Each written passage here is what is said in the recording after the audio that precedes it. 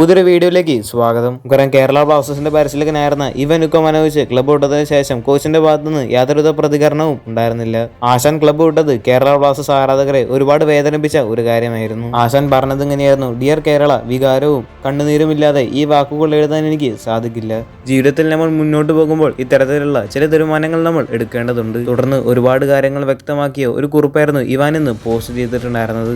ടീമിലെ പ്ലേയേഴ്സിനോടും സ്റ്റാഫ് മെമ്പേഴ്സിനോടും മാനേജ്മെന്റിനോടും മീഡിയയോടും അതുപോലെ തന്നെ ആരാധകരോടും നന്ദി പറയുകയാണ് കോച്ച്. നമ്മൾ വീണ്ടും കാണുമെന്നും കേരളത്തിനെ താൻ ഒരുപാട് സ്നേഹിക്കുന്നുവെന്ന് പറഞ്ഞുകൊണ്ട് ആശാൻ തന്റെ വാക്കുകൾ നിർത്തുകയായിരുന്നു. വളരെ വേദനയോടെയായിരുന്നു ആശാൻ കേരള ബ്ലാസ്റ്റേഴ്സ് ടീമിനോടും ആരാധകരോടും വിട പറഞ്ഞത്. കേരള ബ്ലാസ്റ്റേഴ്സിന്റെ ചരിത്രത്തിലെ തന്നെ ഏറ്റവും മികച്ച കോച്ചാണ് ഇവൻ യുക്കോമാനോവിച്ച് എന്ന് നമുക്ക് യാതൊരു സംശയവുമില്ലാതെ വിശേഷിപ്പിക്കാം. നിങ്ങളുടെ അഭിപ്രായമൊക്കെ താഴെ ഒന്ന് കമന്റ് ചെയ്യുക. അടുത്തൊരു കാര്യം, നമുക്കറിയാം ISL 10ാം സീസണിന്റെ ഫൈനൽ മത്സരം ഇന്ന് നടക്കും. Mumbai city FC versus Mohan Bagan മത്സരമാണ് ഇന്ന് നടക്കാനായിട്ട് പോകുന്നത്. മത്സരത്തിന് മുൻപ് മോഹൻ ബഗാന്റെ ഹെഡ് കോച്ച് ആയിട്ടുള്ള ആന്റോണിയോ ലോപ്പസ് അബ്ബാസ് ഒരു കാര്യം വ്യക്തമാക്കിയിരുന്നു.